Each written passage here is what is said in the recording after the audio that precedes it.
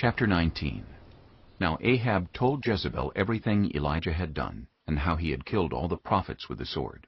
So Jezebel sent a messenger to Elijah to say, "May the gods deal with me, be it ever so severely, if by this time tomorrow I do not make your life like that of one of them." Elijah was afraid, and ran for his life.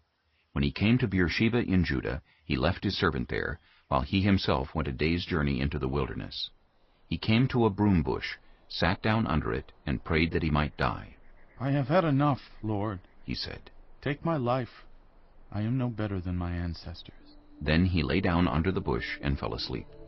All at once an angel touched him and said, "Get up and eat." He looked around, and there by his head was some bread baked over hot coals, and a jar of water. He ate and drank, and then lay down again. The angel of the Lord came back a second time and touched him and said, "Get up and eat, for the journey is too much for you." So he got up and ate and drank. Strengthened by that food, he traveled 40 days and 40 nights until he reached Horeb, the mountain of God. There he went into a cave and spent the night. And the word of the Lord came to him. "What are you doing here, Elijah?" He replied, "I have been very zealous for the Lord God Almighty. The Israelites have rejected your covenant, torn down your altars, and put your prophets to death with the sword. I am the only one left, and now they are trying to kill me too."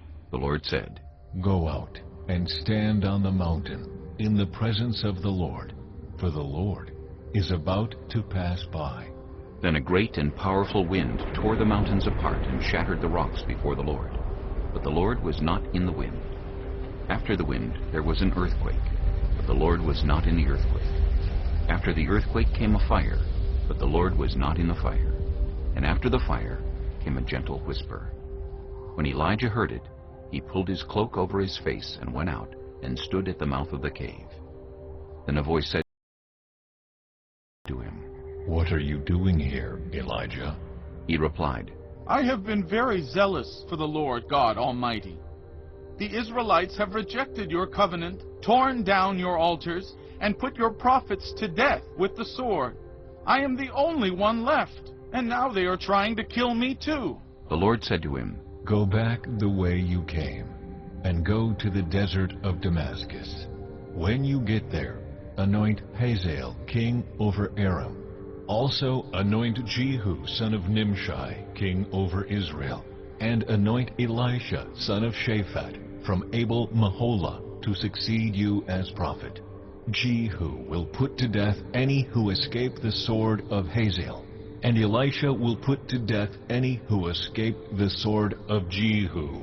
Yet I reserve 7,000 in Israel, all whose knees have not bowed down to Baal, and whose mouths have not kissed him." So Elijah went from there and found Elisha, son of Shaphat. He was plowing with 12 yoke of oxen, and he himself was driving the 12th pair. Elijah went up to him and threw his cloak around him. Elisha then left his oxen and ran after Elijah. "Let me kiss my father and mother goodbye," he said. "and then I will come with you." "Go back," Elijah replied. "What have I done to you?" So Elisha left him and went back. He took his yoke of oxen and slaughtered them. He burned the plowing equipment to cook the meat, and gave it to the people, and they ate. Then he set out to follow Elijah and became his servant.